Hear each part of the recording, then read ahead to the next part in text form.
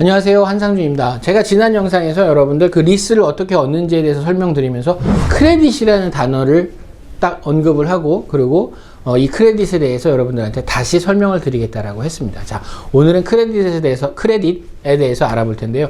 미국에서 얘기하는 크레딧은 뭘까요? 크레딧 카드 얘기하는가요? 아니죠. 신용의 정도에 대한 얘기하는 건가요? 신용 정도. 이걸 왜 볼까요? 여러분들, 내가 예를 들어서 임대차, 그러니까 임차인으로 들어가서 방을 얻어요. 1년 동안 계약을 하고 싶어요. 내가 학교에서 유학을 하면서 1년 동안 방을 얻고 싶은데, 그럼 거꾸로 얘기해서 집주인은 저 사람이 왔는데 저 사람한테 방을 빌려줘야 되나 말아야 되나 이거를 결정할 거 아니에요. 그때 보는 제일 중요한 기준이 뭘까요? 미국 사람들이 그때 보는 제일 중요한 기준 뭘까요? 크레딧이에요. 크레딧. 이때 바로 크레딧에 대해서 얘기를 합니다. 이 크레딧, 그러면 크레딧이 쌓였느냐 안 쌓였냐를 생각을 하는 거거든요. 자, 나는 한국에서 왔어요. 그리고 당연히 한국에서 왔는데 내가 그 미국에서 크레딧이 있어요? 없죠. 예? 크레딧이 없어요. 그럼 크레딧은 어떻게 만들까요? 크레딧 카드로 만드나요? 크레딧 카드로 만들어요. 그래서 크레딧 카드 같은 경우 예를 들어서 돈을 내가 빌려가지고 돈을 제대로 갚아 나가느냐 안 갚아 나가느냐 그런 거에 따라서 신용 정도가 많이 쌓여요. 지금 사실은 한국에도 뭐 신용 점수라든지 크레딧이라든지 그런 부분이 많이 있기 때문에 어느 정도가 명백하게 이제 개념이 잡혀져 있는데, 제가 미국에 처음 올 때만 해도 이 개념에 대해서 전혀 없었어요. 그러니까 크레딧 카드, 신용 뭐 이런 부분에 대해서 있기는 하지만 그걸 가지고 어떻게 객관적인 평가 점수를 매겨서 그 사람의 크레딧 히스토리를 만드느냐 이런 부분에 대해서 전혀 이해가 안 되는 거예요. 그럼 미국에 왔어요. 자동차를 사든지 아니면 아파트를 얻든지 다 요청하는 게 뭐냐면 크레딧이에요. 그럼 크레딧은 뭐예요? 신용 점수입니다. 그럼 크레딧 점수를 어떻게 얻나요? 크레딧 카드가 있어야 돼요. 그럼 크레딧 카드를, 미국 크레딧 카드를 만들러 가야죠. 미국 크레딧 카드 만들러 가요, 은행에. 그럼 은행에서 뭘 요청을 하죠?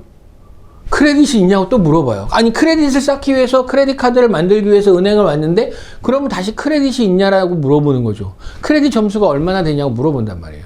그런 경우에 나 크레딧이 없는데, 그럼 크레딧이 없는 경우는 뭘 가지고 크레딧을 만들죠? 예, 소셜 시큐리티 넘버라고 혹시 들어보셨어요? SSN. 이 소셜 시큐리티 넘버가 뭐냐면, 미국에서는 그 일할 수 있는 사람들한테 모두 소셜 시큐리티 넘버를 줘요. 그래서 이 소셜 시큐리티 넘버를 가지고 뭐 예를 들어서 신용 거래를 한다든지 은행 거래를 한다든지 하면서 점진적으로 크레딧 히스토리가 쌓이는 거예요. 그래서 그걸 보고 저 사람이 돈을 얼마나 버는지, 저 사람은 신용의 점수가 높은지 안 높은지 그걸 가지고 판단을 해요. 그래서 그걸 가지고 판단이 된 사람들이 아파트에다가 어플리케이션을 넣으면 아파트먼트의 매니지먼트 컴퍼니가 그걸 보고 이 사람은 돈을 벌고 신용이 어느 정도 있는 사람이기 때문에 1년 동안 아파트를 빌려줘도 다달이 돈을 잘 받을 것이다, 이런 계산이 드는 거예요. 그래서 크레딧 히스토리나 소셜 시큐리티 넘버를 가지고 아파트에 아파트에 어플리케이션을 넣는 거죠. 그러니까 아파트 계약해 주세요라고 해서 아파트 계약 신청서를 넣는 거예요. 근데 결국 이게 없다 그러면 안 되는 거죠. 자, 이런 경우가 있어요. 어떤 사람은 와서 아파트 구하는데 너무 힘든 거예요. 근데 어떤 사람은 아파트를 똑같이 생겼어요. 똑같이 생겼는데 아파트가 아니라 콘도미니엄에 들어가는 거예요. 나 콘도랑 계약했어. 그거는 왜 가능할까요? 콘도는요, 제가 지난 영상에서 말씀드렸듯이 콘도는 개인 소유예요. 그렇기 때문에 그 사람이 개인적으로 딱 봤을 때 이 사람이 뭐 한국에서 공무원이고 뭐 회사원이고 교수고 학생이 아니고 돈 뭐 잘 벌고 있다라고 하고, 그리고 그 전에 소개시켜줬던 사람이 이 사람은 한국에서 뭐 공무원이라서 돈 잘 법니다. 크게 뭐 돈 떼일 염려가 없을 거예요 라고 얘기를 해줬기 때문에 개인 간의 크레딧 히스토리를 확인하지 않고 그냥 내준 거예요. 자, 첫 번째 아파트 유형은 반드시 이거에 필요해요. 두 번째는 콘도미니엄은 개인의 주인하고 계약하는 거기 때문에 콘도 주인 개인이 내가 그렇게 해주겠다는데, 내가 계약자유의 원칙에서 해주겠다는데, 그래서 그냥 할 수 있어요. 자, 그러면 아까 저희가 지난번 영상에서 얘기했던 것처럼, 그러면 일반 집에 방 하나 얻고 들어가는 거, 그런 경우에도 크레딧 히스토리 볼까요? 안 봐요. 왜?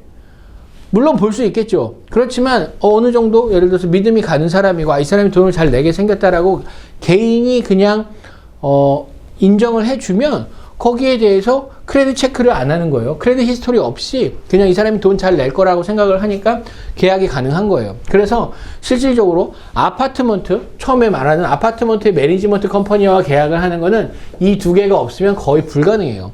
근데 이제 콘도, 왜? 개인이 주인이니까 리스 컨트랙을 맺을 때 콘도 주인하고 맺을 수 있어요. 그렇기 때문에 이런 부분에 대해서 확인을 거의 안 하죠. 그 다음에 아까 그 개인적인 집에 방을 하나 얻어서 들어가는 경우, 그런 경우도 뭐 충분히 가능하죠. 왜냐면 뭐 개인이기 때문에 이거 굳이 내가 볼 필요 없다라고 하기 때문에 이제 이 두 가지 필요 없이 그 리스 계약을 맺을 수가 있어요. 그래서 사실은 미국에서 아파트먼트 계약 얻는 거 제일 중요한 게 이 크레딧 히스토리예요. 크레딧 히스토리 어떻게 쌓냐? 소셜 시큐리티 넘버가 있어야 돼요. 그 소셜 시큐리티 넘버를 가지고 크레딧 히스토리를 만들어야지만 아파트먼트에 있어서 계약하는데 큰 문제가 없습니다. 그래야지만 어플리케이션을 받아줘요. 그렇지 않으면 어플리케이션을 받아주지 않아요.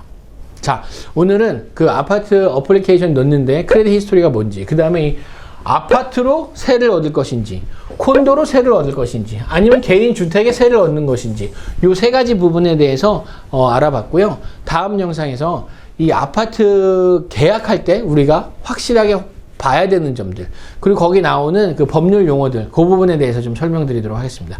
예, 감사합니다.